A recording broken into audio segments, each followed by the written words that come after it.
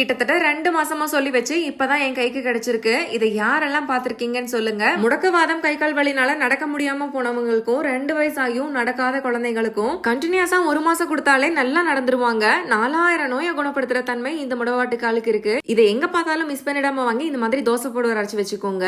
முடவாட்டுக்காலை clean பண்ணி இந்த மாதிரி துருவி எடுத்து 2 நாள் வெயில காய வச்சீங்கன்னா இந்த அளவு ட்ரை ஆயிரும். இது கூடவே கருப்பு உளுந்தும் கடலை பருப்பும் சேர்த்துக்கோங்க. இது உடம்புக்கு இன்னும் நல்லா வலுவா கொடுக்கும். இது கூடவே வெள்ளை எல்லையும் சேர்த்துட்டு லைட்டா ஃப்ரை பண்ணிக்கோங்க. ஆட்டுக்காலுக்கு ஈக்குவலான சத்துக்கள் நிறைஞ்சது இந்த முடவாட்டுக்கால். இது கூடவே ட்ரை பூண்டு சேர்த்து அதையும் வறுத்து எடுத்துக்கோங்க. இனி சீரகமும் குருமிளகும் சேர்த்து ட்ரை ரோஸ்ட் பண்ணி எடுத்து சேர்த்துக்கலாம். நல்லா காஞ்ச கருவேப்பிலையும் சேர்த்துட்டு வறுத்துக்கோங்க. இது கூட பெருங்காயத்தூள், மாங்காய் பவுடர், பிங்க் சால்ட் சேர்த்துட்டு எல்லாத்தையும் மொத்தமா அரைச்சு எடுத்துட்டீங்கன்னா சூப்பரான முடவாட்டுக்கால் dosa powder ready.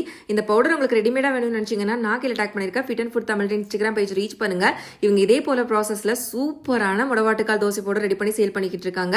Contact number and website details ஸ்கிரீன்ல கொடுத்துருக்கேன். ஜஸ்ட் தோசை மேல இந்த பவுடரை தூவி விட்டு சாப்பிட்டீங்கனாலே ரொம்ப நல்லா இருக்கும். இல்ல சூடான சத்தத்திலையும் போட்டு சாப்பிடலாம். இந்த ப்ராடக்ட் லிங்க் வேணும்னா லிங்க் கமெண்ட் பண்ணுங்க, சென்ட் பண்றேன். பாய்.